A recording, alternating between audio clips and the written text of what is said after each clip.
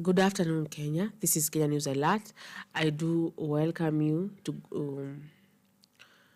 Sema Nasi Show.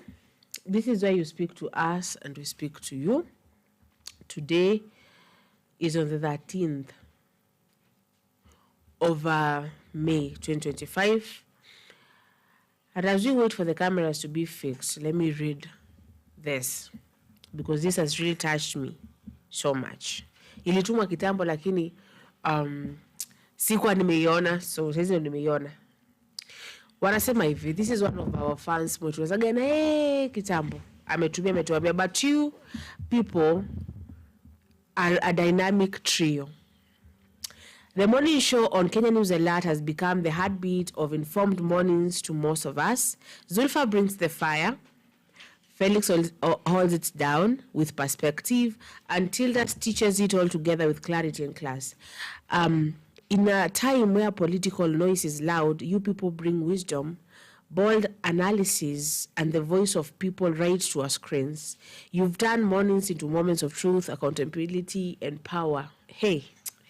To you, Zulfa, Felix, and Tilda, your courage, consistency, and charisma are unmatched. Keep speaking truth, keep shaking tables, and keep representing the voice of the unheard. Kenya is listening and waking up wiser because of you. Thank you so much. Thank you so much.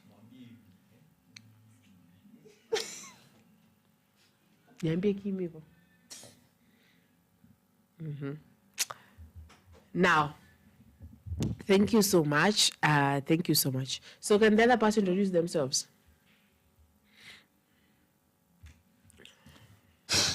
Okay. Good afternoon, guys. How are you doing? How is you? How was your break, Zulfa? As long as Mike is doing okay, is the microphone even on? Is it on? Producer? Yeah, it's on. Even if by the way, let me be serious because Felix alikuwa pale anarudi ametoka mbio kuja kuniambia, but amekimbia because amejua analeta bibi yake kwa show. So let me just get into it. Thank you so much. It means so much. So much. Let me tell you, I don't know how much I can say, but just it means so much. This is, I don't know if they want me to say their name, Sawa, but just know so much love to you. If you want me to say your name later, I will say your name. You know, privacy and all. So asante. Asante. Jamani hata sijui nitasemaje. Ama what would you say, Tilda? For me, one answer true thanks for those people who are with us here every day. Don't take it for granted, actually. It's just our that people. That person has described like, asa na feel mimi na Lulu asa na kuna difference. This person is so much Thank intelligent. Thank you so much. Yeah, intelligence. Yeah, you're so intelligent and we appreciate, appreciate sana. I don't know what we can do for you, but let us leave it for God to do for you more and add you more and give you more wisdom to be with us every day. I don't take a lose in any way. Anyway. But we pokea tu salamu zetu, pokea upendo wetu, sawa? Like Kenya News Alert TV, the home of the family of all. Yeah. That day when I'm going to see us on actually like on a TV, sawa? Kumbe frequency, to get to acquire frequency takes a lot. So, and I know our boss has been like working on that. He even traveled to Kenya. He was doing that, but you know, because of time and all that, he went back and he's fighting for that frequency thing. I don't know why it is taking so long, so, but we do hope by the end of this year it's going to be on now national TV, so that we may be there with you people. Asante. Sasa, sijui break yako imekuwaje? Yangu imekuwa sawa. Pia naona producer anasema yake imekuwa sawa kabisa. But producer yetu ni mchokozi walai. Producer anajua ni kama anijui. Yeah, and come on. Anakuja tu kama Muislamu. Manager of Muslim. When did this person call me Muslimu? He cannot call me my name. Just Muslim. Naye pia tutampasha. Tutakuokupai. Okay. So now, Kalonzo, Mr. Kalonzo, Stephen Kalonzo Musyoka, ameweza kuongea sijui jana manjuzi. Jana, si ndio? Akasema kwamba ni advocate and advisor of a very high court, and we have no deputy president apparently. Sawa, we're going to be playing that footage in a few, but I want you to tell me, Madam Tilda, how does Kwambiwa, we have no deputy president right now because the one that is there is not legally supposed to be there. How does that make you feel as a Kenyan? Actually, for me, what I can say or what I can explain to you guys, I was also, nilisikia tu kuna other deputy president. I never knew him. I never even, sijai mjua in any way. So I just had kumewekwa mwingine, huyo mwingine amekuwa impeached. Just like that. And because you don't want to follow up to know what really happens, unakaa tu natulia, sasa ni mimi tuko nayo, acha tukae naye. But at the end of the time, at the end of the day, we're being told that we have no deputy president. For me, it feels like, yeah, is it? Why do I say is it? Atuna. I don't see work of Kindiki there. What does he do actually? Yeah, this is a person who was placed there to replace. He was placed to replace Gachagua. Ashikilie tu hiyo kiti. Have you ever been given? Let me use me as an example. When Zulfa is not around, I always take her position. You see? I always take her position, her seat, her place. But I never call myself a host. Way. That's not mine. I'll take the place and I'll take the whatever. Na kazi iendele. So long as kazi iendele. But for this government people, our government, you're not serious actually in what you do, because uwezi impeach you immediately ukona. Meaning that these people they always have wale watu wa kureplace wengine. Because huyu akitoka in just one day just one day, someone else is there. It's a game that they play, or maybe it's their role. I don't know, but it's not their role. This is just their games that they play every day, every time, every year. Si tunakaa hapa tunasema, we chose them, or you know, but sio sisi tunafanya hiyo kazi. Wenyewe wanajua. Like when we are being told that the president right now, he gonna come back on in 2027. My friend, be sure, because these people are already elected. Yeah? These people are they already know. They already know what is happening, what will happen, what will go down. You see?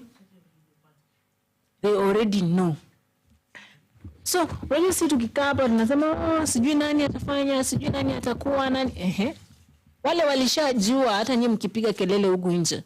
Kama opposition saa hii inapigiwa kelele nyingine, yani hawana msimamo, wanachekelewa huku nje. They don't know what they're doing. They're just there. You fight every time, every day.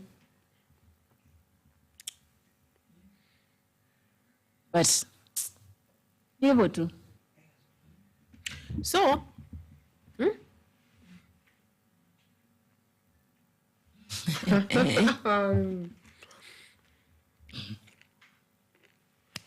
now, we're going to want the producer to play that video of Kalonzo. Yeah. So that we may listen to Kalonzo.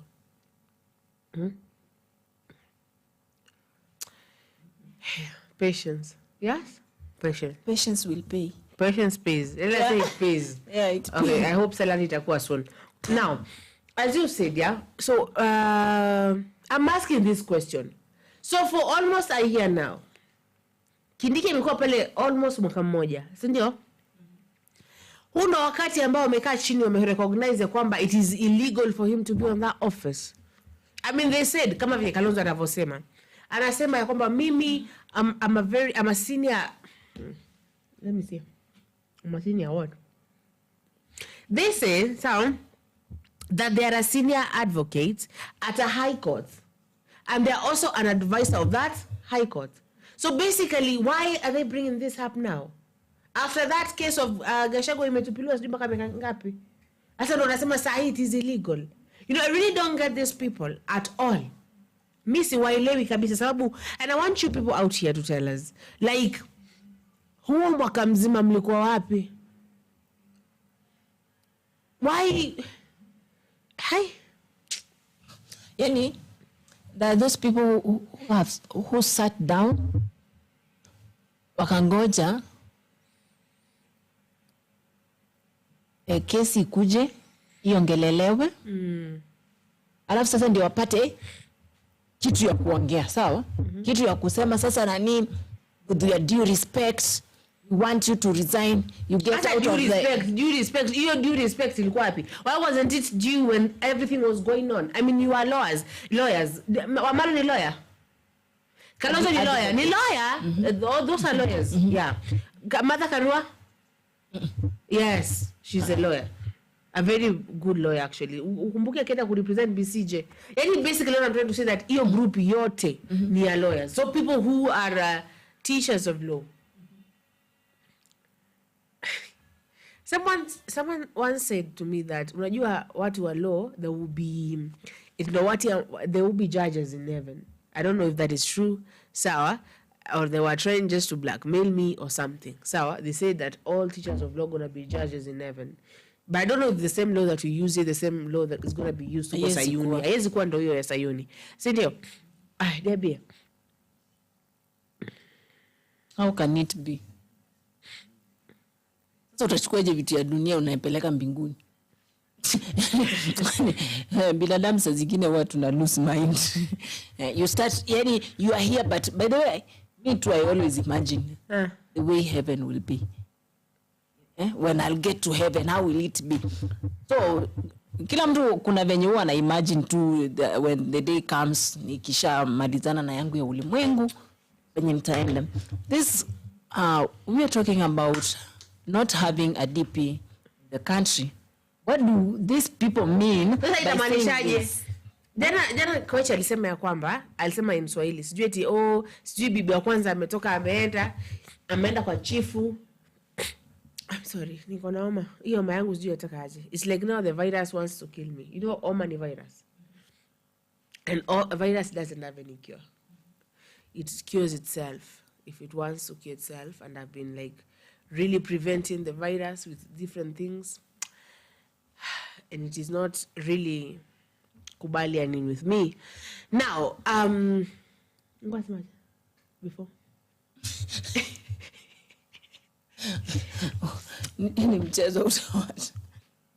Oh, do they want Gachagua to be reinstated to that seat? Yeah. Would Gachagua be reinstated? Not now. It's too late. Is it? Yeah. Is it too late? It's late.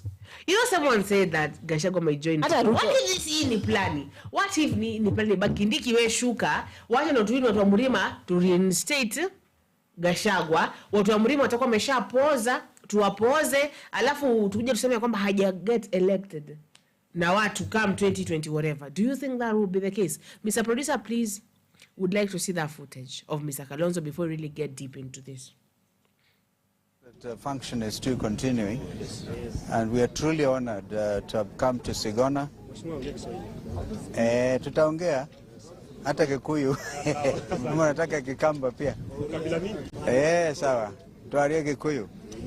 Moriega. Lakini hii ni press kwa sababu nyinyi mungekuwa kule. Si ndio? We are here just to speak to the press. That's why we are talking kwa hiyo lugha.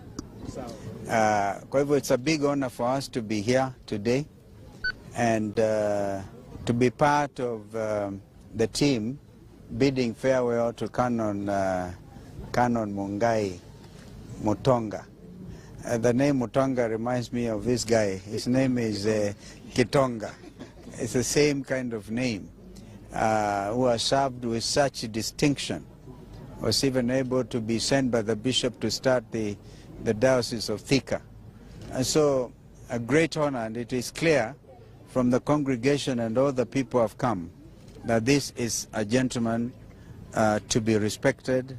And the good thing is, or I don't know, they retire at 65 within the Anglican Church. And you heard Bishop Muturi say that next Sunday they'll be installing the new bishop of Machakos.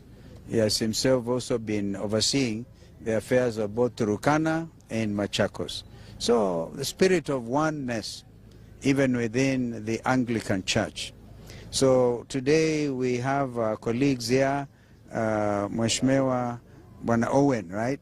He ran on the Jubilee ticket, and there was another one who ran on the Kano ticket. And so we have quite a big team. Senator Methu is here, Senator Mara, and Waziri. I think they were running together. Wakili Njiru, everybody knows him, Senator Maanzo, Deputy Governor Machakos, and we are a very big team. Allow us to address all of us as Kenyans. And the number one issue is the reconstitution of the Independent Electoral and Boundaries Commission. We stress the word independent. We have said it before that Mr. William Ruto cannot form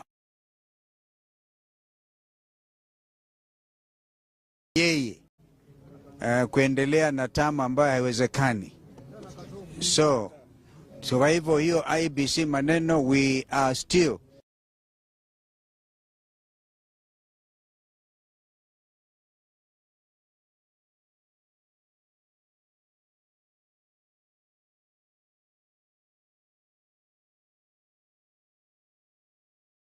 William Ruto IEBC, na wananchi hawatakubali hiyo.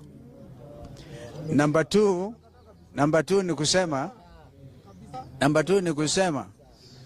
ya pili ni kusema hivi, mimi ni wakili, senior counsel actually, and this friend here, Ndengwa Jiru, is also an advocate. My brother Eugene is an advocate. Kitonga Maanzo is an advocate. All of us are advocates of the High Court. And we are very concerned with the state of the legal situation now before us. We clearly have a constitutional crisis. As we speak, we do not have a deputy president. Yes. We have two deputy presidents, okay? And I respect Kithure Kindiki. He is from my part of the country. He should do the honorable thing and resign so that he can now allow due process to take place. The ruling by the Court of Appeal has clearly demonstrated the illegality, the political manipulation that happened to try and get Rigathi Gachagua being dismissed as a deputy president. Everybody is subject to the law, but it is now clear that that was politically motivated ruling by the partisan judge. And that Court of Appeal, the bench, I beg to repeat, that the bench now having been overruled by the Court of Appeal, what in law we would say the whole process has been void ab initio. The whole thing is voided. And so we expect that in the next few days, there's a lot that is going to happen. And so Kenyans now should be ready to have, or clearly must be a retrial. But if it is a retrial and the impeachment of Rigathi Gachagua is based on an illegality, if the Deputy Chief Justice did not have the powers to appoint what he would say the impugned bench, okay? So now this is where we are. In a democracy, and Kenya is a democracy, our friend Kithure Kindiki should just step aside and allow due process. Thank you.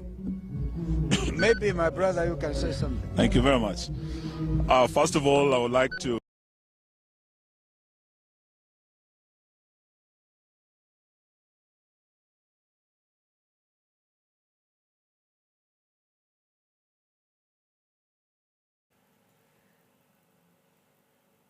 Okay. Tumeweza kusikiza maneno ya wakili. Maneno ya wakili Stephen Kalonzo Musyoka. Amesema ya kwamba they do not, like, why is this coming up right now? That is a question.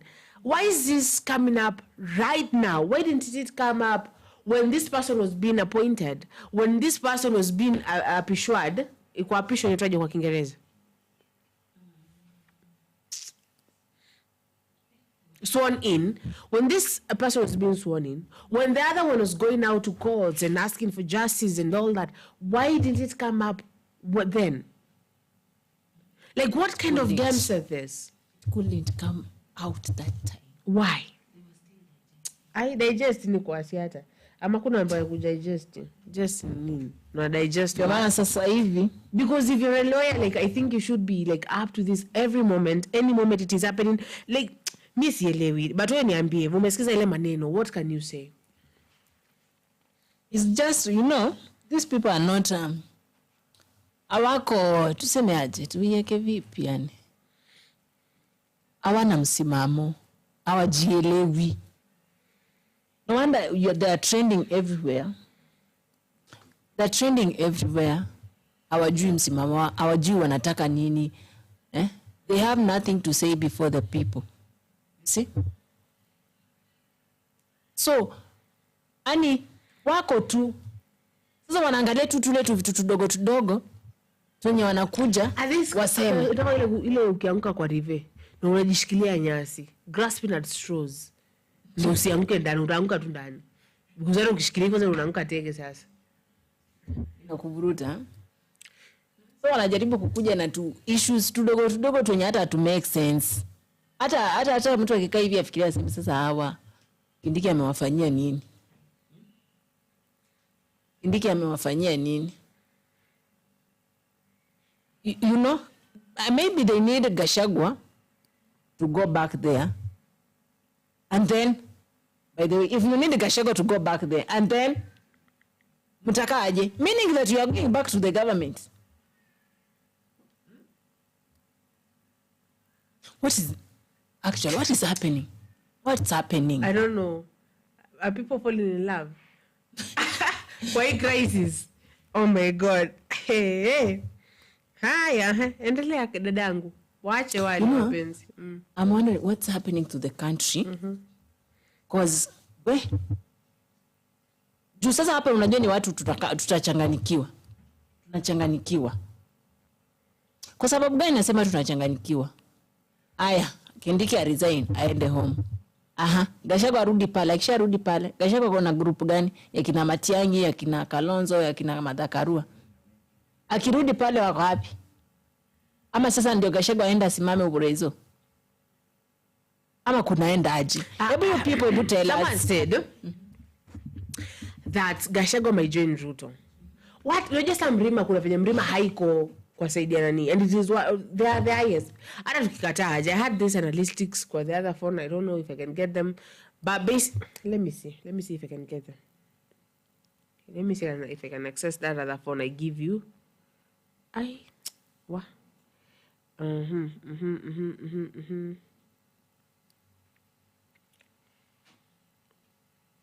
Because they say tukikataa aje Mrima iko na the highest.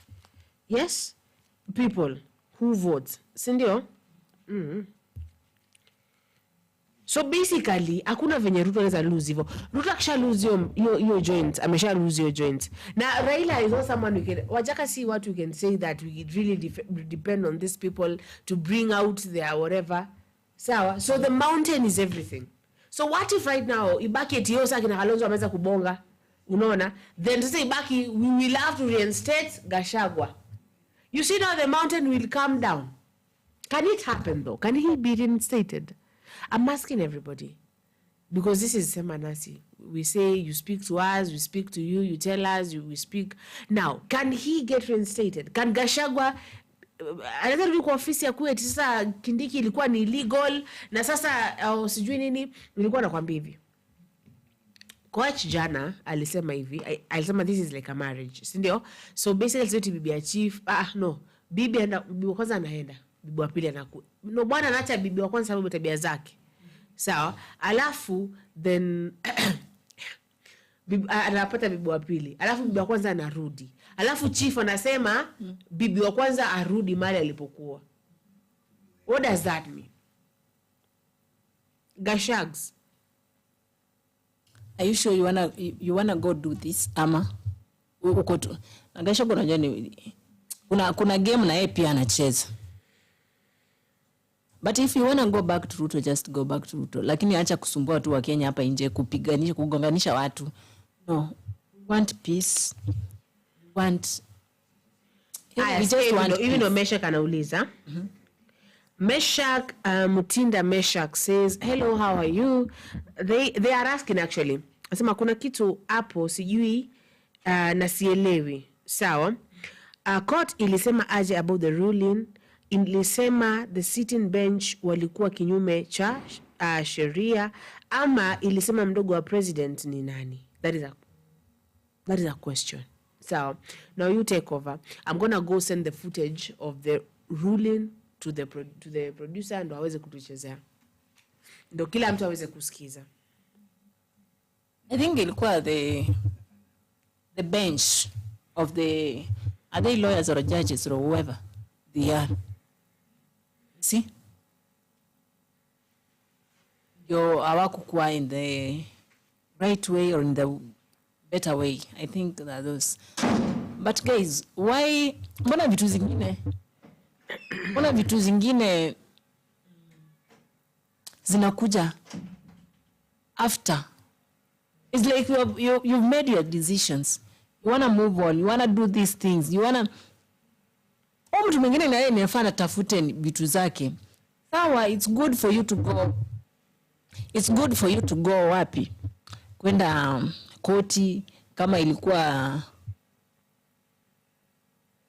illegal ama ilikuwa illegal, you are the one. Hiyo yote ni yako, sawa? You know.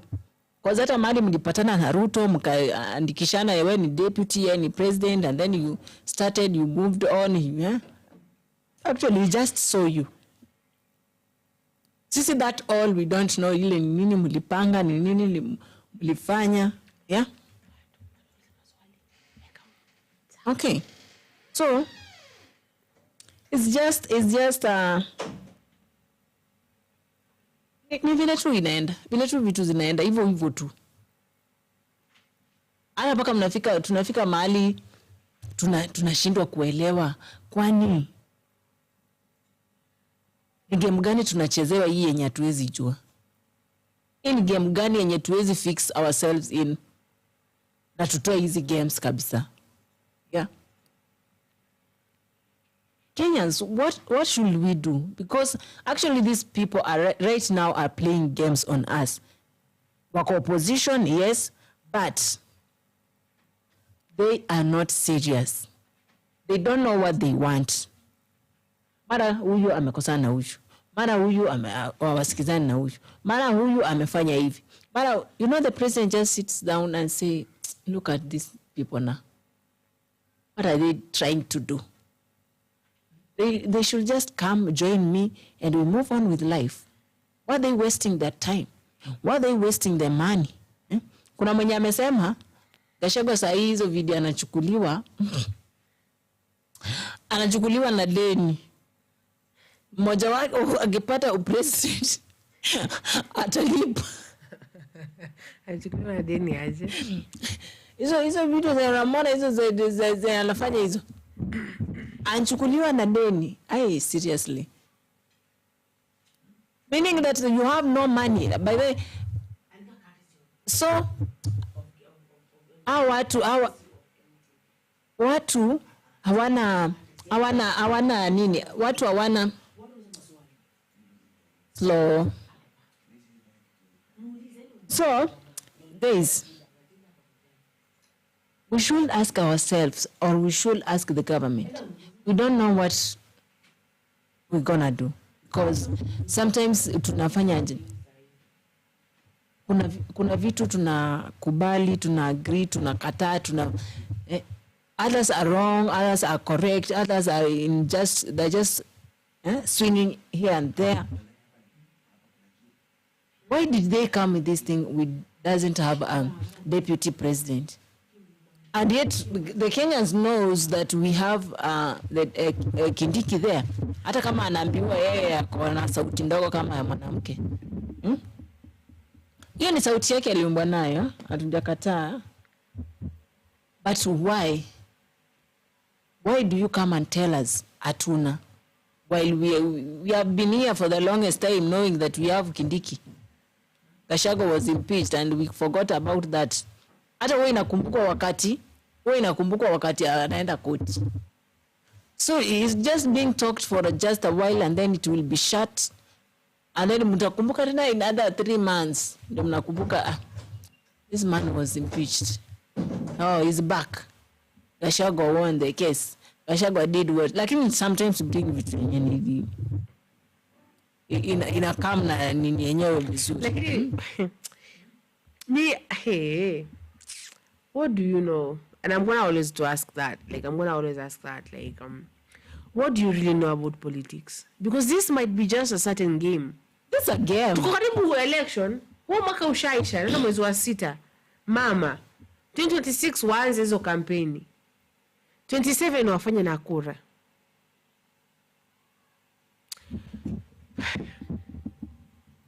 What do we really know? What do we really know? Because we know nothing. Actually, because we know nothing. What if Gachagua aliambiwa? What if Gachagua aliambiwa? Wewe tembea tu, alafu uta come through tena. Intense politics. I mean, wacha nishikane na Raila. Like what do we really know? Mesha kungoja hiyo video inachezwa saa hii ndio upate kuelewa ruling. Sababu I want you to hear really from the horse's mouth. Yes, so just wait. Just a moment. I do pray that you be patient. What inachezwa hiyo footage. Now, I get confused sometimes. I get so frustrated because who can you trust? Nimesikia Sifuna akisema ya kwamba watu waache kusema eti ana get confused. Eti ana confuse the people. Alisema ni kazi yake kuongelelea mambo ambayo yafanyiki. Yuko against any party. Because when he was saying this has not been done, we're like, is really Sifuna in the government? Is what? I was like, no, this is my job as SG to really the producer is calling me to fix the tape. Just continue. That's just the work of Sifuna. That is the work of SG. Because ya kazi yake ni kumark nini imefanywa, nini hujafanyika. Unajua au ni watu hapo. You can say you are not against any party, but this is what they do. For us, we don't know things that happen things that happen in the parties, okay? We don't know. Wenyewe ndio wanajua vitu zina happen kwa their parties, their whatever it is.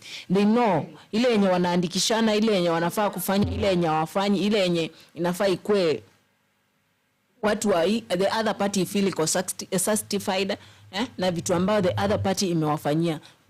I think that's what they say is their broad based. I don't know. Now this is the broad-based government. I get it now. So, you're just there. It's like you're somewhere working in a place that you don't want. Utaki kukua pale, lakini una work tu hapo juu tu ya hivyo.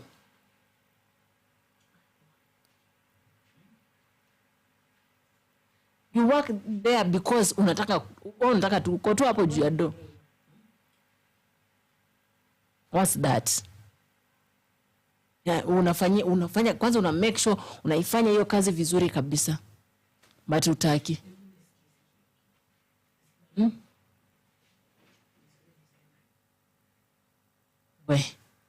This so bad.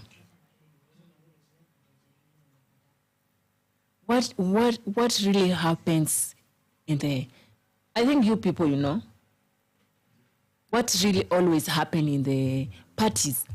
Watu kukosana, ati wengine wako kwa government, wengine wako kwa government. The most time I've seen the people in the government or joining the government is that time that they join all the party, the party, the leader of the party, and the members of the party.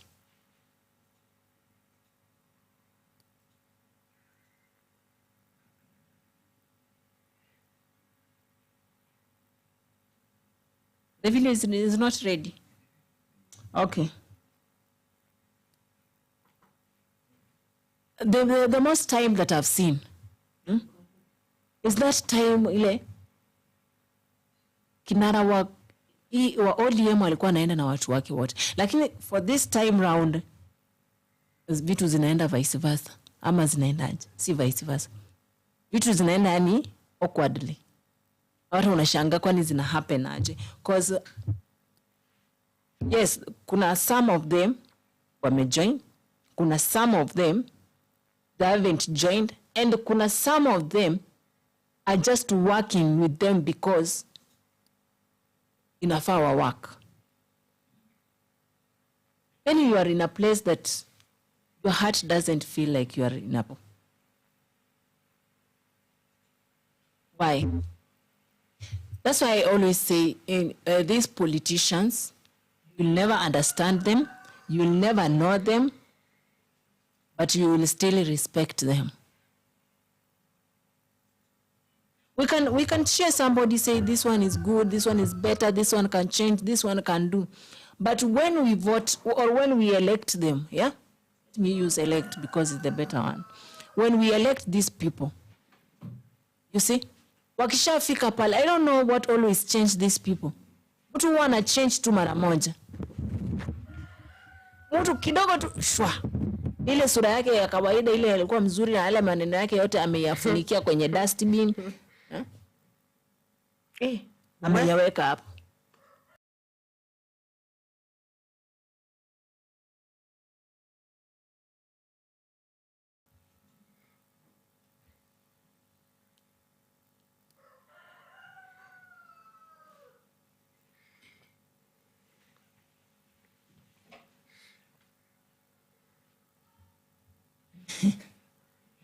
Okay. Let's just continue. I don't know what's wrong with the video actually. No, it's something with the server. Something with the server. Ile bado kufixiwa ndo tunaendelea kujaribu kuitengeza. But in a few though. Yes. So ni hivyo tu guys. Si hatujui hao watu kwa parties zao venye wanakubaliana, venye wao wanaingia, venye wao wanafanya, sisi hatujui. We are just here. Naona tu nani fulani ndio wa chama ndio nani. Tunajua tu tukiwa huku. Ana mtu akijisema. Sisi hatujui mnafanya nini.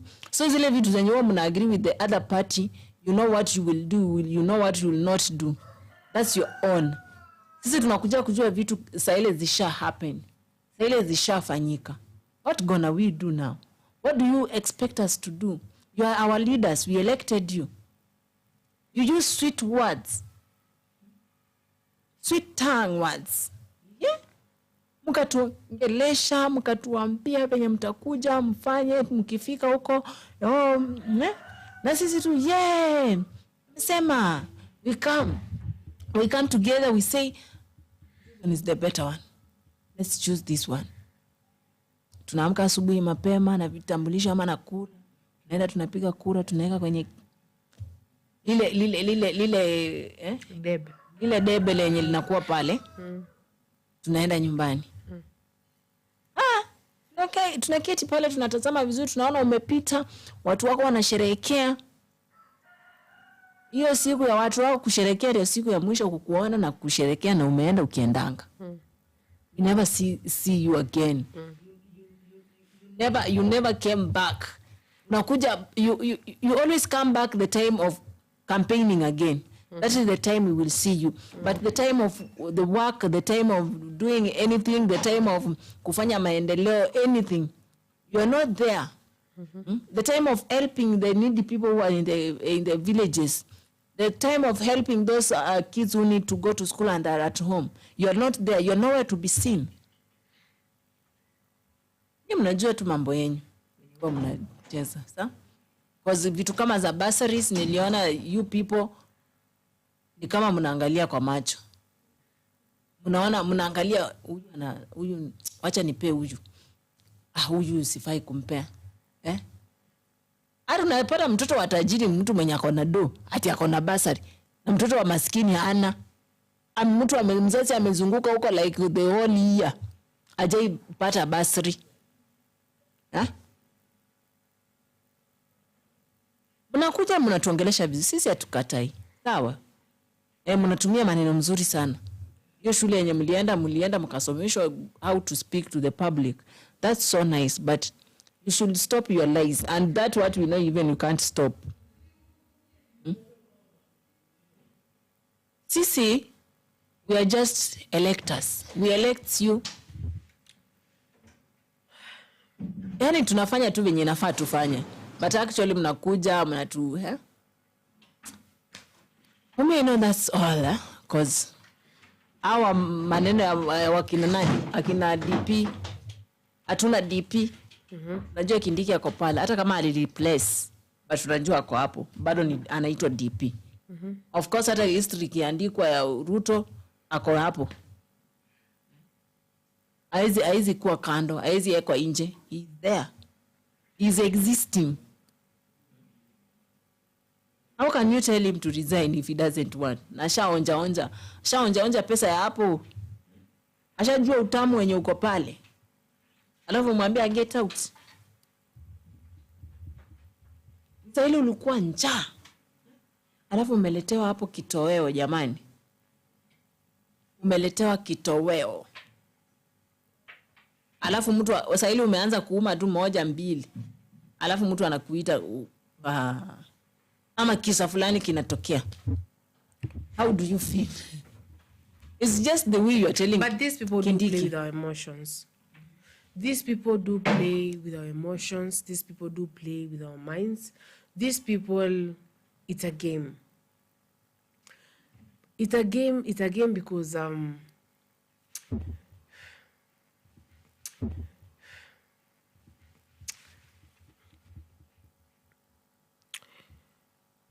swali ni hilo tu. Swali ni hilo ambalo najiuliza. I'm being told, actually I'm being told that kesi imewekwa huko mbali. Imetupiliwa juu mpaka 2020 whatever. Sawa? It's going to be like really listened to. Yeah. So now I think wakina Kalonzo, they're trying to, what are they trying to do?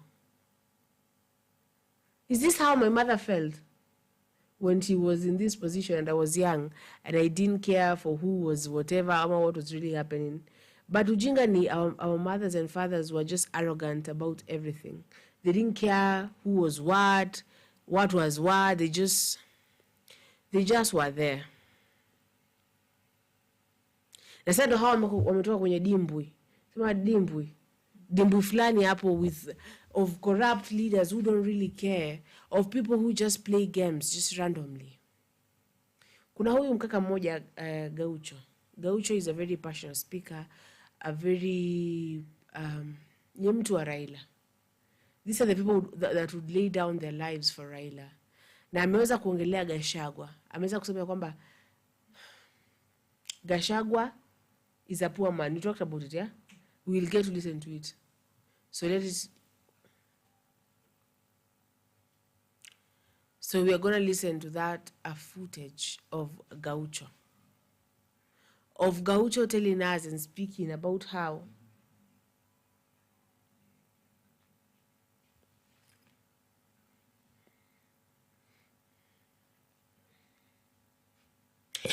nani anasema hivi, Coach Brian anasema you can't sell a ship with a missing helm or a house without a pillar cannot stand tall. Okay. What do you really mean? Because hatujakuwa aje na deputy. You know, like how tumekuwa aje bila deputy? Tumekuwaje bila deputy? Na mbona hii issue when I bring up Said, they are like, now we are announcing we do not have a deputy president. So what? Now do we hold elections now? Do we hold elections now and choose another deputy? Ama do we just say because Gachagua was the one that was voted for the people, now that is a person? What do we do? Why does it matter now? We are almost at the end of the Nini. And it's just games, you know? And it gets so frustrating because, like, what? Why? Why now? Why now after all these years? Okay, not years, basically a year. So, but why? You know, swali.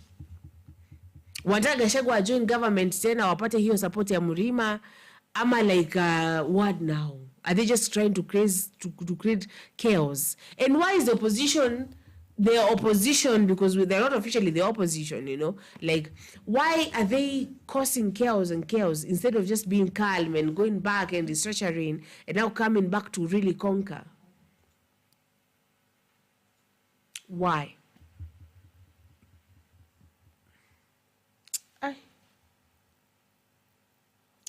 Yaani saa zingine nakaa hivi najiuliza,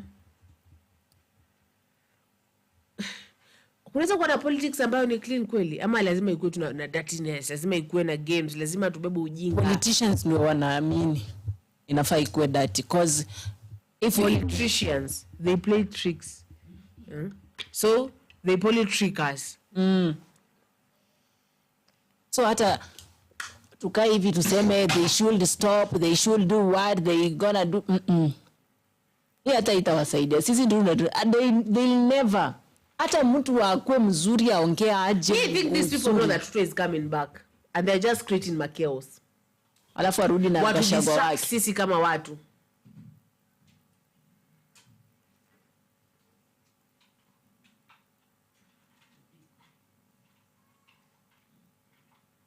So they're just there distracting us. Hatuna hiyo time actually kabisa. Tumezoea. Mazoea. But then mazoea. Na si ati nini. They know Ruto is coming back. Obviously they do know. Si ndio?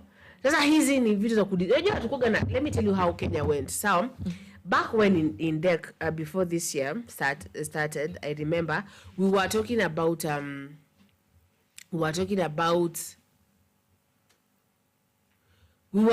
abductions and the killings and the judicial killings.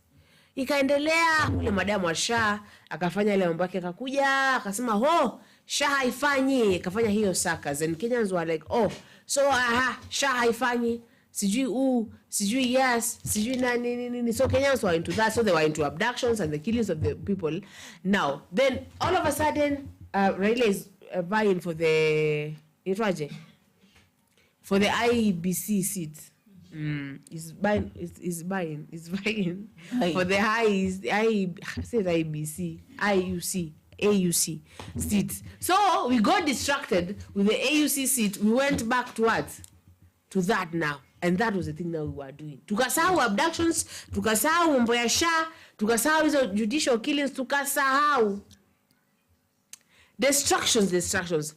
Venye alifeli huko, pesa yetu nyingi ilikuwa imetumika. So we are talking about, that is our money that took all those MPs there, and they were there dancing, and Karen was there nyashing, and you were there doing yeah, that was the thing. Now, so that money, we want the audits. We want the audits of that money that was used. Kidogo, distraction, Raila joins what? The government. Now we are distracted. Oh my God. So that was not supposed to happen. So let me read this.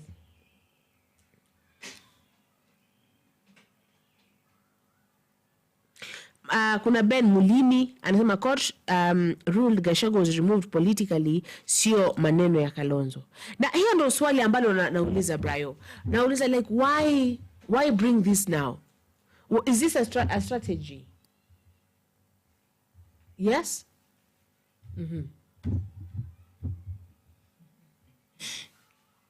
Wanjua?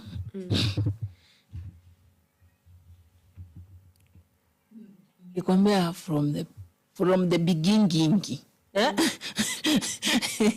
From the beginning, I told you that hao watu wamekaa hivi, yani wanatafuta kitu kadogo kukaa nako.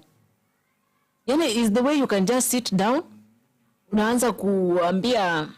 unaanza kuambia watu, sijui fulani, sijui afanye, sijui nini. I don't tafuta excuse zenye hata hazina maana. Instead of making your group to be much stronger and stronger to come up with an idea or ideal that you will make this person get out of the office to change the country to be in a good condition. There, you don't want this, you don't want that, you want that to resign, you want the... Msheneo, mbea, vurugu, vitu zingine, simuziache kando, you just focus on how to develop the country. Either sometimes you fail us, not even sometimes, you just fail us.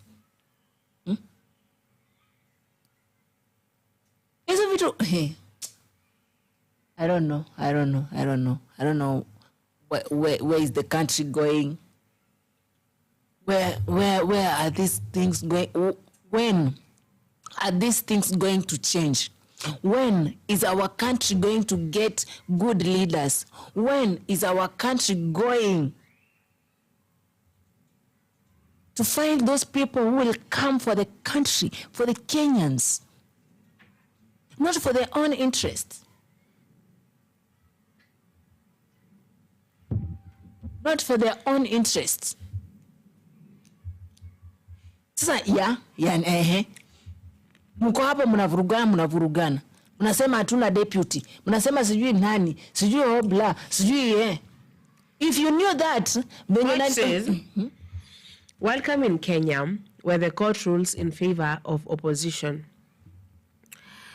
Kalonzo says justice has prevailed, but when the ruling goes against them, they say the state has captured the judiciary. One lie. Sawa? Like, one lie. Because now it is they want everything to be to them. Sawa? Na ikienda huku kwingine nabaki ya kwamba Ruto amekanyaga nini? Judiciary. Ruto wanafanya they want everything to go to their side. Sindio? But this is courage. Mimi na feel kwamba hii ni mchezo huu huu ni mchezo fulani. Huu ni mchezo sababu mimi sielewi hata hii point ni ya nini. Sielewi hata hii point inayoletwa kwenye hii shughuli ni point. Why is Kalonzo doing this? Why does it matter? Even Gachagua said so. It's not only Kalonzo. That what? I resign. Akiresign na anaekwa. Tuna hold election. Ndio tuna hold election tena. Unajua, hao watu wangekuwa wanajua what happened or Gachagua was impeached. Wangeacha hiyo place ikae basi bila deputy. Wangepigana hiyo place ikae hivyo empty. That time that Gachagua was impeached, wakijua this thing is illegal, this thing should not happen like this, these things don't go this way. Sawa? That seat nobody should occupy it. Leave it alone. Na mwache ikae hapo ndani ya ofisi. Isifinywe. Ingoje mpaka wakati mtu atakuwa tayari, mtu ambaye atajitokeza ama ule mwenye ambao si kama Wakenya tutamuelect. Who could be the deputy president though, apart from who do you see? Ama Kalonzo ataka hicho kiti. Anataka kiti ya deputy president.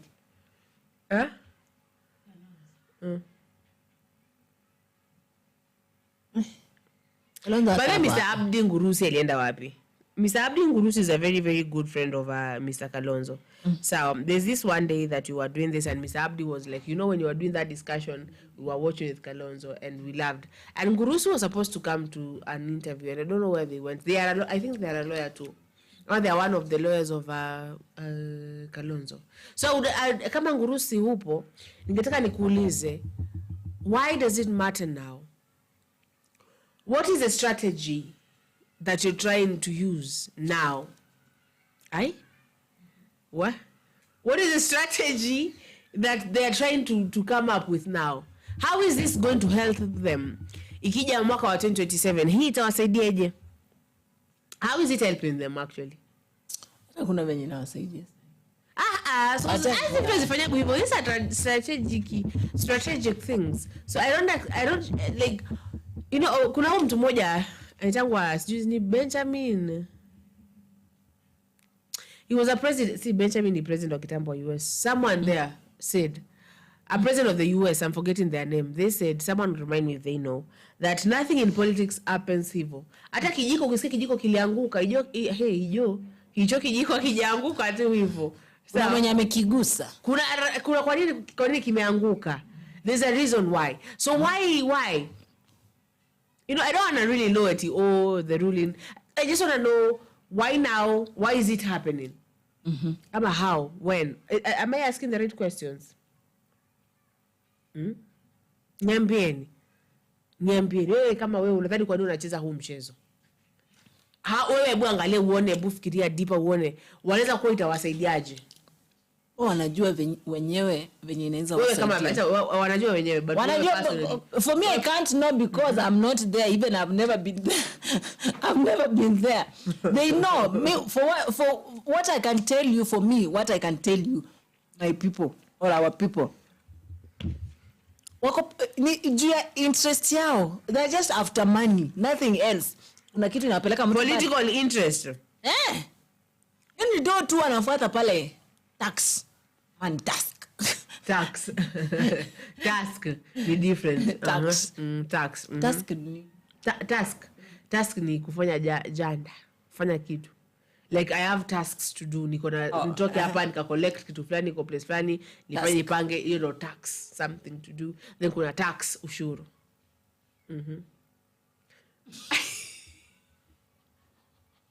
Naona felo ametoroka. I see you. So, Mimi, sometimes I sit down and I say what Coach said. And like, the more you're trying to understand this thing, haieleweki. Sio hiyo video iko tayari, Mr. Producer. Yes? Okay, amesema anacheza sai.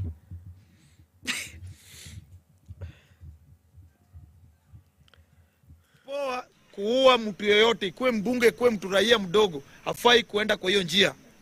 But mimi nasema ya kwamba kama ukweli, bado narudia hiki tulisema, kama ukweli ya kwamba ni bodyguard wake na driver walijua nini nafanyika, then mimi siwezi laumu hao bodyguards. Inafaa kuwe lesson kwa viongozi wetu na kwa viongozi wetu ya kwamba bodyguard ni mtu. Ule mtu analinda maisha yako na bibi yako. Watu wawili ambao wanafaa ufai kucheza nao ni bibi yako ambaye anakupikia na bodyguard ambaye anakuchukua na anakushinda na wewe. Kwa nini bodyguard anakubali akuachilie? Kwa sababu unapata hao watu wengi, hao viongozi mimi nimetembea nao, unapata mtu anatembea na bodyguard amekutoa mahali kama huko Githurai ama wapi, watu wamepigana huko, yeye amemake sure amerisk maisha yake, amekutoa kwa scene. Mumefika mahali kama Serena hotel usiku, wewe unapigia msichana fulani Njeri ama nani kuja hapa, unamweka mkule 30,000 ama 40,000. Ule bodyguard unamuita umpe 1,000 ama 2,000 atafute mali ya kukula. Pale Serena atapata mali ya kibanda ya si usiku? Atapata kibanda usiku? Hakuna kibanda. Nenda amerisk maisha yake kwa sababu ya kukuprotect. Alafu yeye ukishampea tao mbili wako watu kama 4 ama 5, anaona hii ndio fair nini wanakaa kwa gari wakungoje. Wewe kule hiyo 30,000 uende tena ushughulikie njeri mahali, ubadilishe oil mahali na huyo njeri wako, urudi bibi yako akipiga simu anadanganya bibi yako kwa meeting ya committee. Unaona? Then huyu jamaa anatoka ana drive, unampea gari aende nayo kwake. Ama toke hapo mchukulie Uber, ama zingine unamwambia tena unamuongeza tao aende tafute gari hapa usiku. Umemwacha saa 7 ama saa 8. Saa 2 unamtaka afike kwa mlango yako. Anafika hiyo tao ulimpea, anabake sure aenda kule kwake ile sukuma ambayo bibi yake amepika. Anakuja asubuhi saa 2. Saa 2 akifika kwako pia chai ukunywi na yeye, unampea chai bila hata mkate hajapakwa. Wewe na bibi yako mnakula nini na yeye na risk maisha yako. My friend, akipata mtu anampea milioni hata kupea, hata peana wewe. Hata mimi gaucho kama umekataa kutoka mimi mwenyewe nitakutoa nikuambie ndio huyu. Mumuoe. So hiyo kitu lazima ikuwe lesson pia kwa viongozi wewe. Sina maana hiyo. Angalia, that's why mimi nasemanga mimi na support Odinga. Angalia, mimi nimeona bodyguard sasa Uhuru amekufa. Sijaona nyumba kama ile ya bodyguard wa Raila.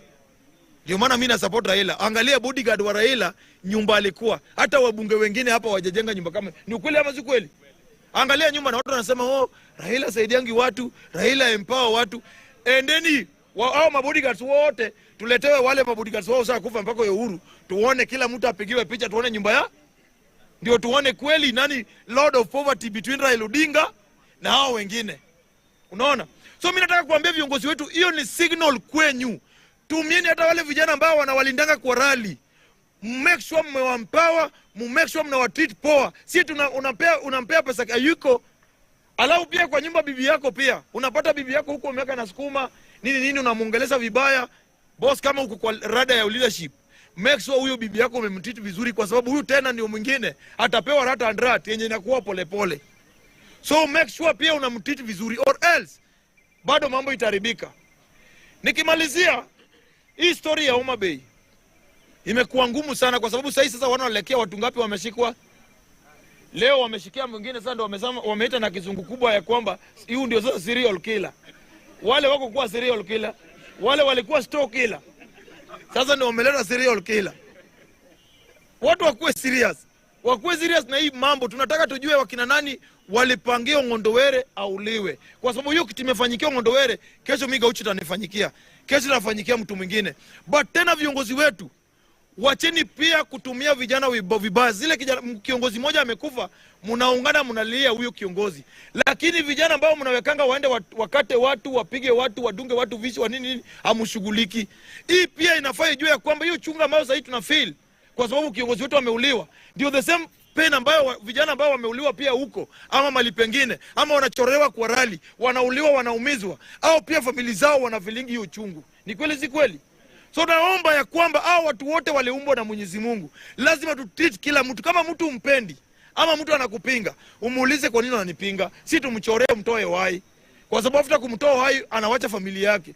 Afadhali mbunge yeye akikufa bado ako na salary nyingine atakuwa anapata hapo parliament. Huyu kijana alikuwa anauza tu kitu yake ama njugu ama nini na kupinga ndio mtambue, umpee kisu, umpee kazi. Wewe unaenda fao unafanya nini? Unamuua ama unamweka ile anakuwa kiwete kwa sababu ulituma watu wampige. Siasa ya Africa na especially Luo yetu lazima ibadilike. Hii siasa ya Nyanza lazima ibadilike. Juu siasa ya Nyanza watu wengi sana wana mapua. Watu wengi sana ukienda kwetu huko Migori watu wanapigana daily. Na ukiuliza mtu anapigana hivi kwa nini? Eti amepewa pesa ngapi? Eti 300. 300, 400, 500. Na mimi naambia vijana wenzetu, please msitumike vibaya na hao watu. Wacheni kutumika vibaya na hao watu kwa sababu hao watu hawana haja ya kusaidia nyinyi. Ukiangalia vile hapa Central viongozi wanainua watu wao. Ukiangalia mali watu wa viongozi wainuani watu ni hapo Kambani, Western Kenya na Nyanza. Hapa tumewekwa tu tunapigana kwa rally, kiongozi fulani apate kiti ya red na nia zifike kwa siku kiongozi anakupigia simu. Lile siku hataki gaucha afike kwa hiyo mkutano. Ndio anakuambia nimekutumia 5,000, gaucha zikanyaga hiyo mkutano na nia zikae kwa viti ya mbele na ni microphone azipewe. Hiyo ndio siku maendeleo wanafanya ni kuchorea watu kwa rally. This time round lazima mchange. Na lazima muanze make sure ya kwamba mumeinua maisha ya watu wetu. Si namna hiyo? Hata kama tunaendelea kana Raila Odinga amepea nyinyi magovernors, wamepea nyinyi senators, amepea nyinyi women rep, amepea nyinyi MPs, ameweka wengine bado kwa ministry. Ni jukumu yenu sasa make sure mmefikia hao watu. Si namna hiyo? Na mimi naambia vijana wa Kenya wote, please, kwa sasa mimi siwezi wadanganya. Mimi ulisema ya kwamba Gaucho Raila amemsijui nini, Gaucho anaotanga juu ya Raila. Mimi naomba unauliza nyinyi, wale watu wote wakina Morara si walikuwa hapa mnachangia mpaka pesa? Wamebadilisha msimamo mara ngapi? Wametoka kwa hiyo jensi, wakaingia kwa Munyoro, wakatoka kwa Munyoro tena wakarudi kwa Kikumbi. Mimi Gaucho nishawahi badilisha move yangu hivyo. Mimi nakuanga toka kwa Raila, nikitoka kwa Raila, nikilala kwa mama, nikitoka kwa mama kwa Rosemary. Mimi niko tu hapo. Na huyo ndio mimi najua. Mimi dunia hii mtu nasikiza ni watu wawili. Mwenyezi Mungu na Raila Odinga. Kwa sababu hao ndio watu, mimi nawaambia ukweli, hao ndio watu nafanya nini? Nasikiza. Hao watu wengine wote na Junet Mohamed na sababu. Kwa sababu Junet Mohamed wakati nilikuwa na nyimwa ticket ya kusimama MCA, yeye ndiye alikataa lazima Gaucho apewe hiyo ticket. Lakini kikundi kingine waligang up, nikawaiwa na kura 7. This time round naenda na naambia hata wale vijana ambao wako hapa wanasimama. Kama ule ndugu yangu alisema na kusimama Laikipia. Please tafuteni viti. Mimi naenda MP. Naenda MP ama senator. Naenda kuchukua. Naenda kuchukua na jina ya Raila. Sina pesa lakini naenda kuchukua na jina ya Raila. Mimi naambia nyinyi, jina ya Raila Odinga wacha niwaambie. Unaona vile na nimetakikana Kiaru juzi walinipigia simu kwa Ndini Joro. Nimetafuta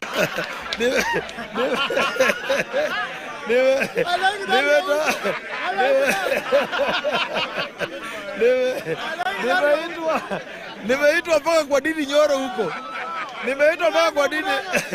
Nimeitwa mpaka huko Murang'a. Wanalia. Hapa Kikuyu. Hapa kwa Kimani Chungwa anasumbuliwa. So, mimi nataka niwaambie vijana wale wako hapa. Hii bunge ilinisaidia kushape politics yangu. Hii bunge itashape politics yenu na muende ikuje isaidie watu huko nje. Iko watu wana debate kuliko salasi, hakuna kitu saongea maana bunge.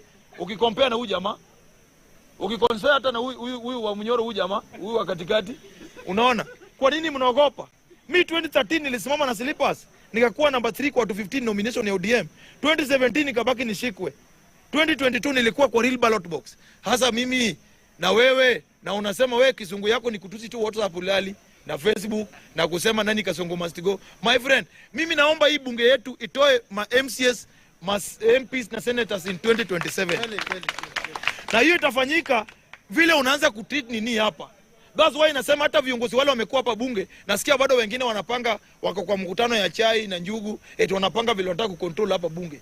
My friend, bunge la wananchi ni kubwa kuliko kuserve interest ya toilet choo hapa.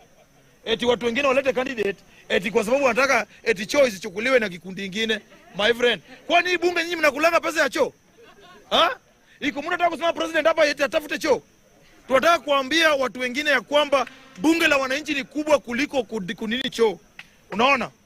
Nikimalizia, kwa wale wanasimama hapa, ndugu yangu umedeserve kusimama president. Nani huyu kijana umedeserve kusimama president. Agai umedeserve kusimama president. Ronani Rai umedeserve kusimama president. Kama ni ngumu mtafute alliances. Mimi nitawatafutia watu watawafund. Lazima tu bunge ikuwe bunge ya watu wote. Sina maana hiyo. Si eti mtu anatengeneza kikundi, wanaenda huko, uchukue pesa, unaleta hapa kwa gari. Kama mtu analia ndugu yangu Joakim analia, ningesema kama kwa hapa Jumisi mdaku. Uwe sema ya kwamba Kasongo must go, Ruto must go. Sasa unapasuka, pesa unapata huko 300,000 na kuja hata wao watu kubaia uji hakuna, na unasema ya kwamba eti Kasongo must go. Hasa katikati ya yeye na Kasongo, nani Kasongo kuliko mwingine? So my friend, watu waache kudanganyana. Mimi nasema ya kwamba muungane, mulete hii. Nikirudi kwa Raymond Omolo, vile umenitisha. Raymond Omolo si rafiki yangu. Tumepatana na yeye kwa function ya president bana mbili. Tulipatana naye Mageta na nikapatana naye pale Migori. Hatujawahi kuwa close. But kwa nini huyu jamaa anapigwa? Huyu jamaa anapigwa kwa sababu sasa ukienda Nyanza Homa Bay amefungua alifanya mradi ya kupea vijana ma3 na mapikipiki na akaweka mamilioni 10 kwa vijana huko.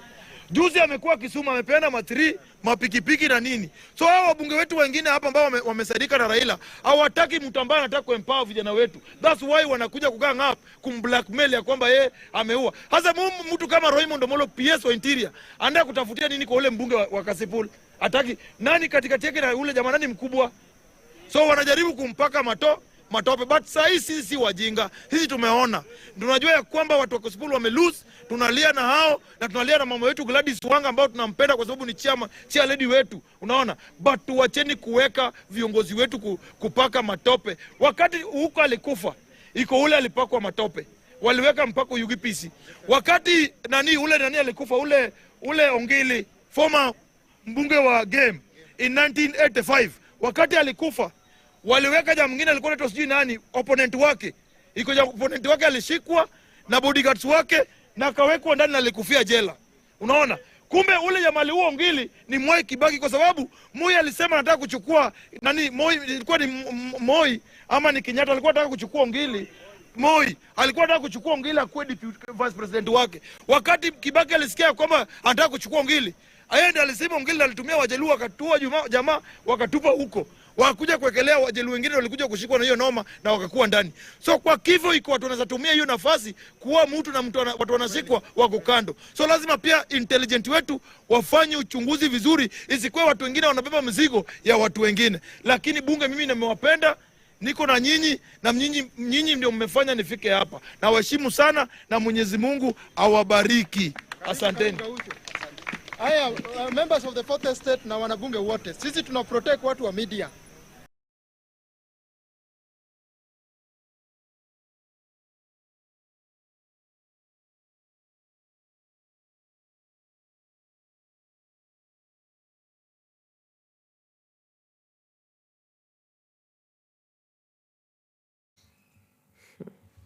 So there's a comment there of anaitwaje Bwana Koech. Bwana Koech amesema, I support Japheth Imanene's analysis. Gachagwa's obsession with bench composition instead of challenging the substance of the Kerugoya ruling exposes a legal strategy that was never meant to succeed. Yeah. So now, okay, so it was flawed. It wasn't constitutional. Sindio? Now, what next? Will he be given money? Compensation, emotional, whatever, and all the things that happened. Ama, what will they do? Yo, abadhi hapo tu ni do atapewa. Wewe unaona kuna nini nyingine yenye anapewa? Nini nyingine anapewa hapo?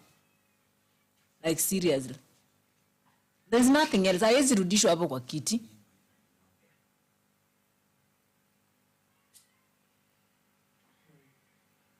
Haiwezi pewa kiti, haiwezi rudishwa kwa ofisi.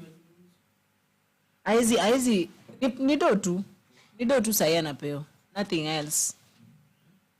Na sasa kama wangejua ni do anafaa kupewa pia na wao, so ungekuwa nishamnyamazisha kitambo. Why are they doing this now? Why are they? Maybe kuna vitu zingine hata ukiangalia hivi unaona ni kama hawa watu, you can go beat them.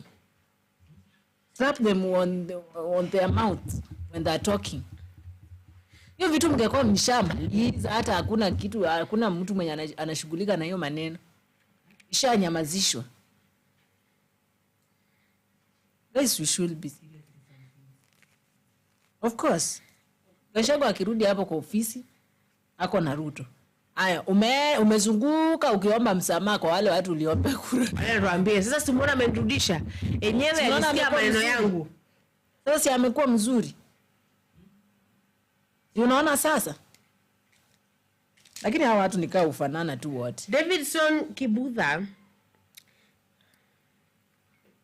anasema constitutionally we don't have legal DP. And okay, fiti, we don't have, tushajua, si ndio? Aya basi, karibu sana Bwana Davidson Kibudha. Then if we do not have, yes, Then now do what? Do we hold an election to vote for a new deputy? What do we do now?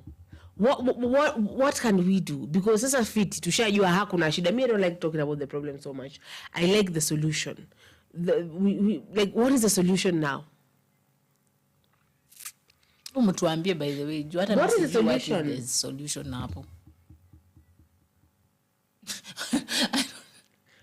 I don't know what's the solution, but what is the solution? Dau, hebu tuambie. Hata mimi mwenyewe at this point nataka kujua. Sababu saa hasa ndo hiyo ibaki kwamba alivyotolewa so fiti. It wasn't really good. Actually, do you remember can I tell you something?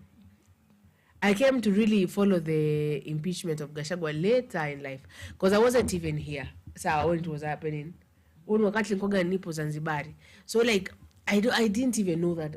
I swear I didn't even know that person was impeached. So I swear. Swear about what? You just swear.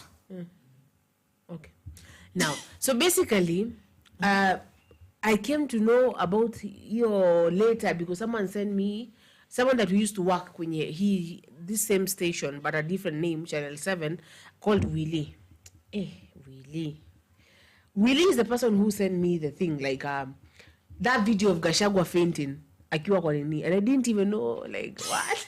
What is anatoroka kesi. And there's this person called Mwangi wa Iria, ama ni Mwangi wa something. Mwangi of Iria speaks trash. Sawa? Mwangi of Iria said, oh, Gachagua was afraid. Yeah. That's why he fainted. Sijui akaenda hospitali akaambiwa hata hakuna kitu, ni kuogopa ameogopa. Any Mwangi of Iria. And Iria or something. So now fiti, tushajua hivyo. What is the solution? Because we just want the solution of this thing. We move on to other things. Sitaki distractions. Because this is the distractions. Tuanze kusauza, tuanze kwa haya fiti. Sasa unajua,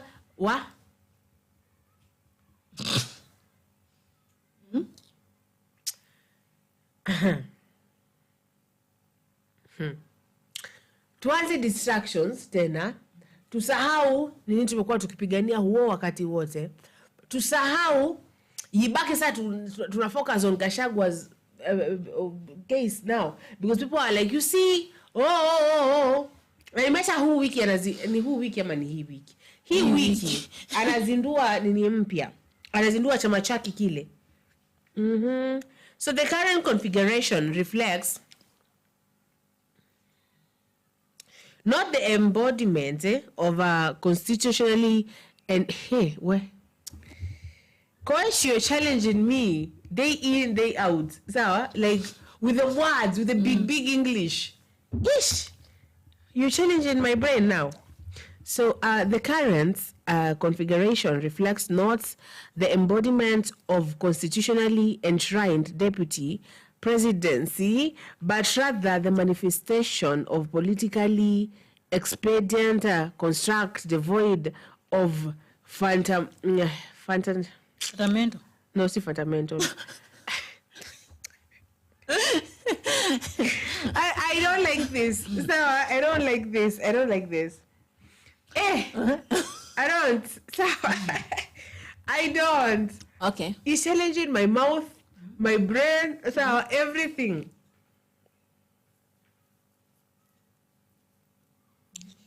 Is it fundamental though? Some wenye inakam. Ngoja.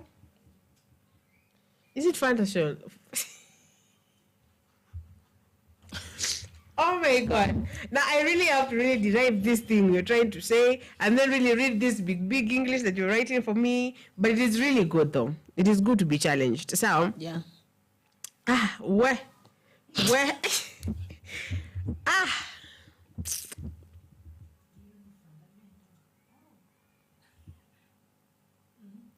Ingie ndio useme. No, I'm trying to I think amesema kuna yule Davidson Kibudha amesema kwamba we do not have a legal deputy according to the constitution. Sindio? And then he's saying this is not about actually having that constitutional deputy. So But rather the manifestation of politically hey, wait, please just do this.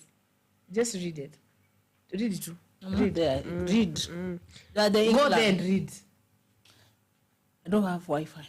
So, Joe. It's hanging, by the way. Either way, now you tell us, how do you think about that thing?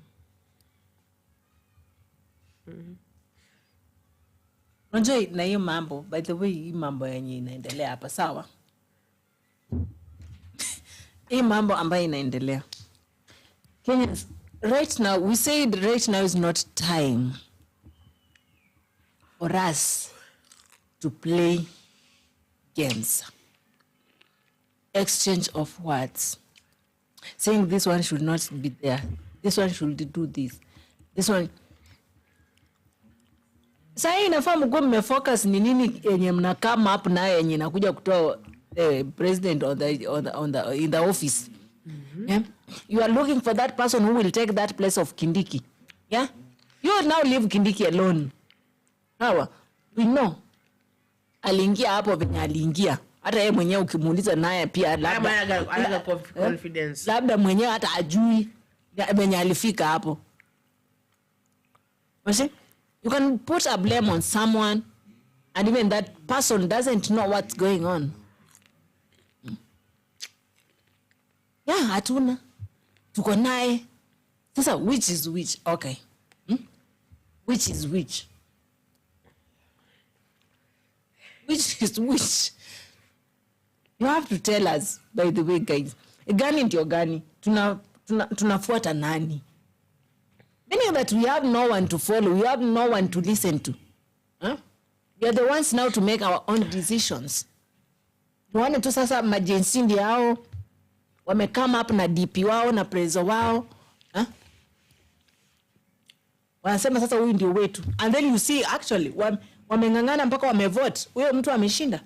Na ni jensi ndio atakuja kwa sponsor. Walivyo yule bwana nani Morara. Nani ametutranslatea, sawa? Well, I've never really been challenged that way, sawa? So, it means we don't have a deputy president appointed by clear constitutional mandate, but rather one chosen for political convenience. Yeah. And then kuna Meshak anasema topic not Kalonzo. Tunataka kujua sisi kama wa Kenya deputy president ni nani according to the court ruling. Yani sisi kama wa Kenya tuko wapi? Haya. Sisi kama wa Kenya hatuna, alivyosema hapo juu bwana Koech kwamba yule yuko pale hajachuziwa constitutionally lakini amechuziwa political convenience, like you know, like there's a reason why he's called the yes sir person, yeah. So this is, I'm going to say this was a game that Ruto really played. Alicheza vizuri huu mchezo wake, si ndio? Na sasa Meshak, we do not have yes constitutionally, and wamesema hivyo. So I don't know what is going to be the next thing. Are they going to say let us vote for the one now constitutionally can be now Apple? I what they're going to do. We don't know. We're just waiting. But as Kenyans, we do not have that constitutionally. Where? He word constitutionally lokibwagizo leo. Constitutionally. Yeah, appointed a deputy president. You were saying something. You know, mimi nishawaambia, si ndio? Nishaambia Kenyans. But it's us now. To come with the idea. And sasa ni sisi inafaa tukae chini to come na idea. So, by the way, when Kenyans, the GNCs, the whatevers, when they come together, put their minds together and choose whom they want, na wasimame na yeye na wamfanyie jinsi wanavyofaa kumfanyia. And we vote just for that one person that we have chosen for ourselves. Hawa watu wengine wakikampeni huku, wana campaign just for nothing. Unajua siku fulani ikifika, there's someone who is coming, a better leader, a better person for the country, a person or a leader who is coming to change everything that is happening in the country. You can't just tell me mtaka hapo mtu akuja campaign, akuja atenge akitengua, Kazi yake ni kutenga pesa tu. Kazi yake ni kufanya nini? Kazi yake ni kuzindua miradi. I think the question that we're asking, And I'm asking, and you're asking, and everybody out here is asking. So what next? Now, what do we do? But is it necessary though? Elections is also like me.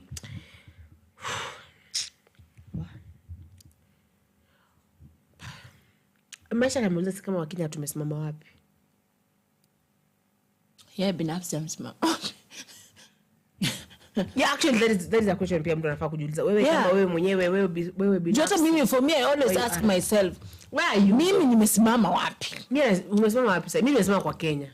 Kenya, not with for the country, not with only for the country. But now the country needs someone. So who is that someone? I said if Babu ever vied, I would be like, yeah. Msikia mtu akisema Ruto must go. Mtu mwenye Ruto must go, but hatujui tunaweka, hatujajua ni nani tunaweka pale. But aendange kwanza. Aendange tu kwanza. So powerful message mimi nimewasomea all the time. Sawa, na hiyo message sometimes, let me read it again. Ile ataacha nyuma. Just a moment. Sababu inasemaga ya kwamba is the what? Is it the Exodus? Or the Genesis. The Genesis of our issues, yeah? So let me read it. Okay. I love reading this thing because it gives me that thing. So maybe it will explain to you, Meshach, where we are as Kenyans. Where I am as Mimi. So usually there's this one very wise gentleman. So once on January 16th, 2025, they wrote this. This has been mwezi wa tano. So I have kept this message tangu then. I have even laminated it ipo. Sababu it's just powerful. So you ask as Kenyans, where are we? And this is what I can say. So one great thing about this revolution struggle is how liquid it is and how it is also metaphorizing from silhouettes to AI images to whatever will come next. But the agenda remains the same. Ruto must go. He is the genesis and revelation of problems in this country. With him gone, we can easily do our system cleanup. So basically, so when you ask me, where do you stand? Where is Kenyans we stand? You must kwanza know wewe mwenyewe. Where do you stand, Meshach? Yeah. Where do you stand? As my sister here said, the thing that we are saying out here is kwanza wacha kwanza aendage atajua vitafix atoke.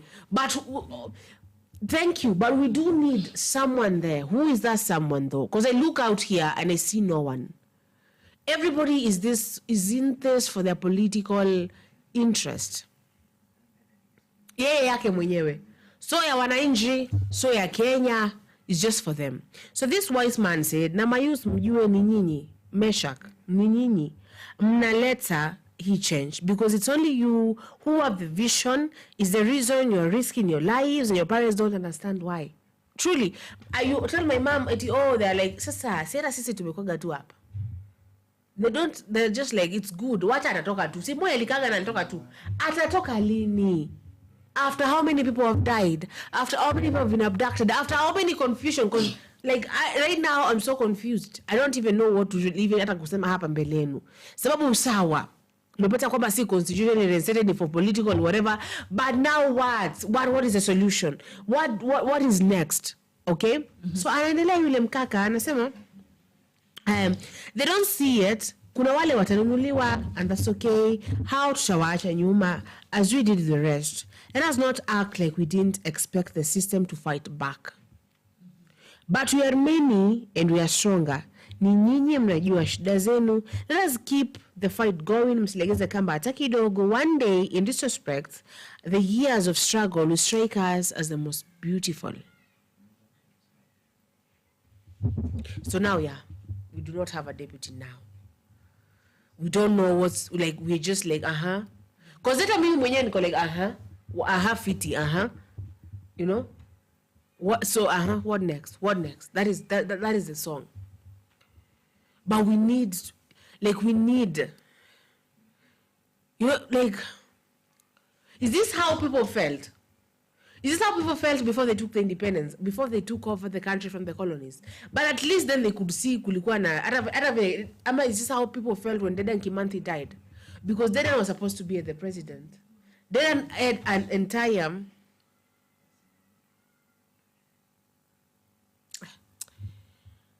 Dedan Kimanthi, after Dedan Kimanthi died in 1950, it's 1959 or 19 somewhere up. Sawa. Is this how people felt? Like you look, who is the, but at least then kulikuwa na Kenyatta, kulikuwa na mtu kama Arithuku was there. I don't know if Arithuku was there, but kulikuwa na watu kadhaa. The Kaponguri Six, wakina Paul Ngei, wakina nani, they were there. Right now you look, mi sijui niambeni huyo mmoja ambaye mnamuona ambaye tukitoa the Moi people, the Moi era people, as Eric Omondi said, we're going to bring a new era, we're going to get a new independence. Who's that one person that you really see and you're like, this one will do this for Kenya? This one really cares for Kenya. This one, no one is speaking nyuma yao. Don't talk to me about Matiang'i. Don't talk to me about someone who is someone else's project. They didn't even want to be here in the first place. We had to like really ask, anataka hataki. It was like Onyonka was the one who wanted it. Don't talk to me about Mother Karua, about Kalonzo. All due respect for those people. Hakuna moja ambaye nasimuheshimu na waheshimu wote. Like,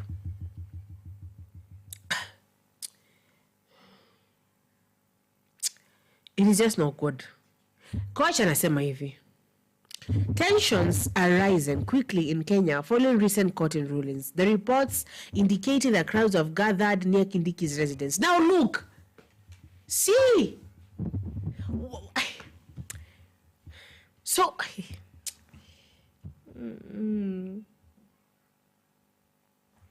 now what?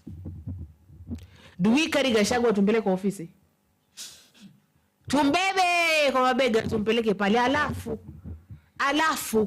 the moment I Producer, did you see your volume, please?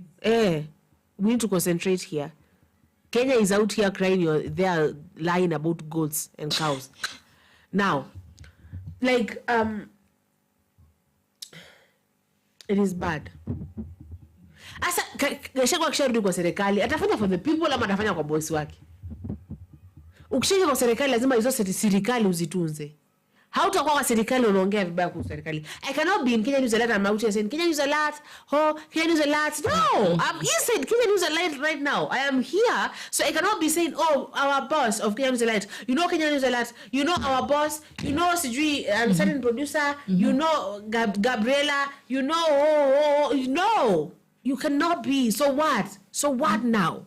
So why does it matter now? Why? Mbona hatungekaa tu restructure pale nyuma? Tukwe like fiti, okay fiti. Asa mnagadha pale kwa Kindiki ndo nini kifanyike? Mnagadha kwa Kindiki ndo nini sasa? Tuanze maandamano tena saa hii.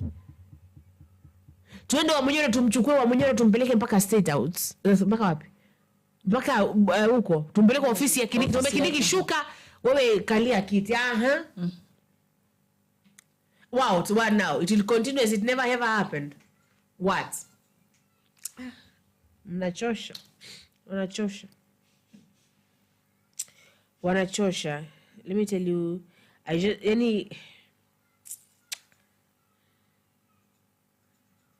sometimes I don't even understand politics at all. Who understands politics? Who understands? You cannot understand. Teach me. Please take me to that person.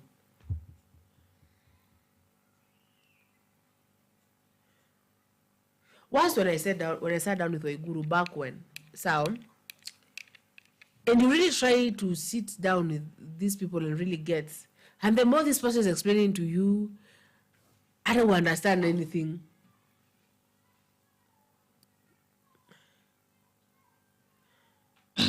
Hata ukai chini useme you understand politics.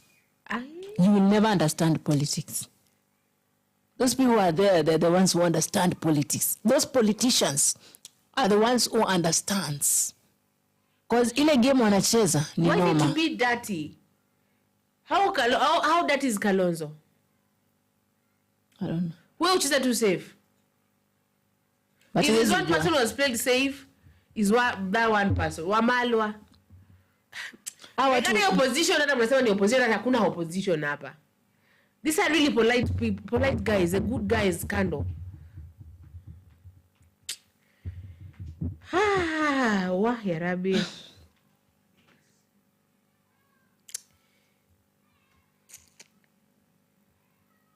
Me, I don't know how you Kenyans, but that message of that very wise person, I do hope that they join us here one day, because we used to be a very beautiful family. I do hope they do. That message, I swear, that message gave me a certain hope. That message made me feel a certain way. That message was like, okay, you know, sasa deputy atakuwa nani? Nani anaweza kuwa deputy? How many years to election? 1. I relent. Sasa tuwezi eka hafu ndio hii nakimbia kaa kitu ingine, ya? Say what you'll say to the Kenyans, sababu muda pale ushatupiga kisogo.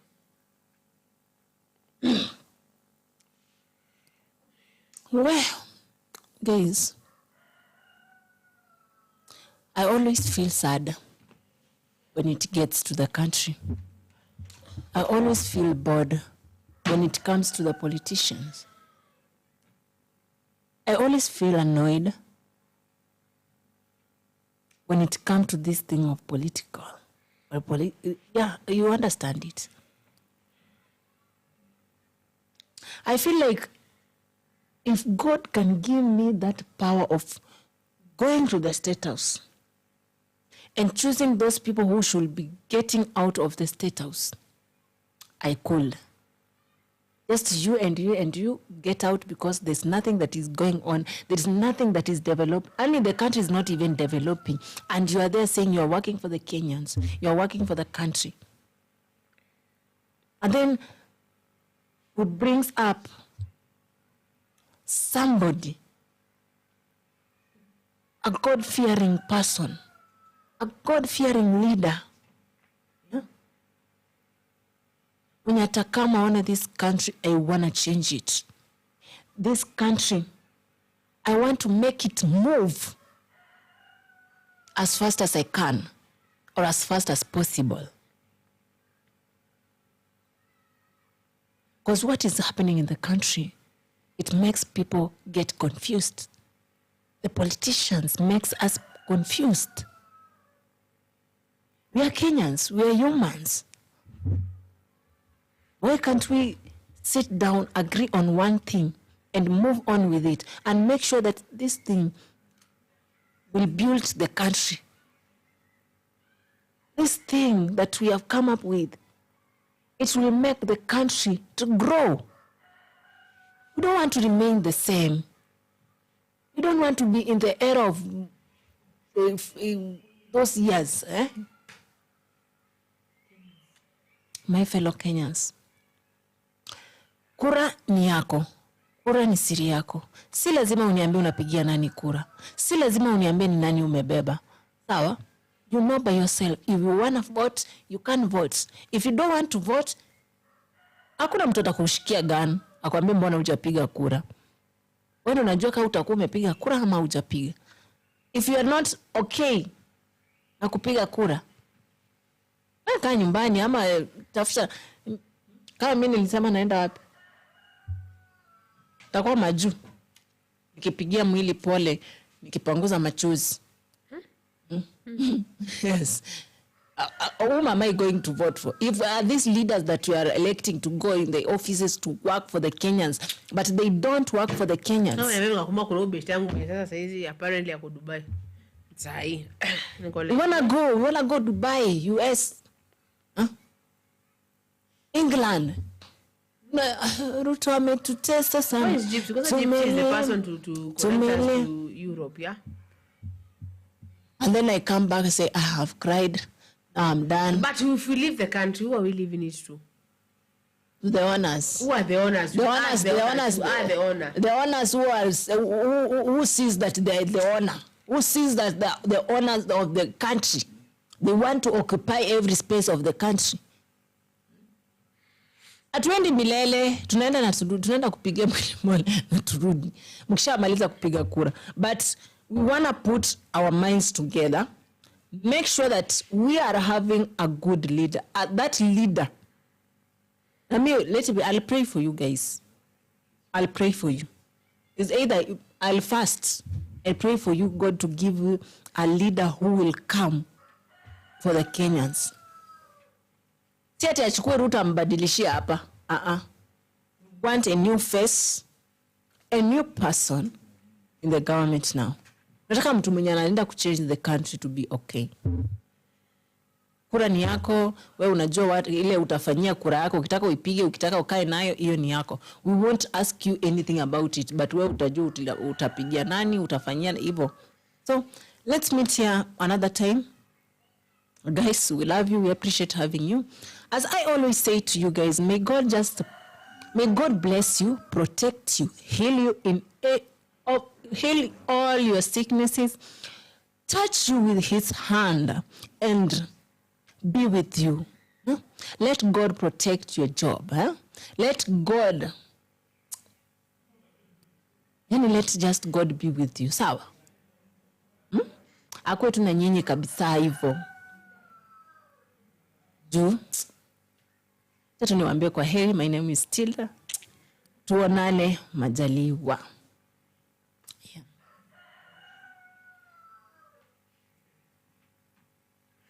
Bye.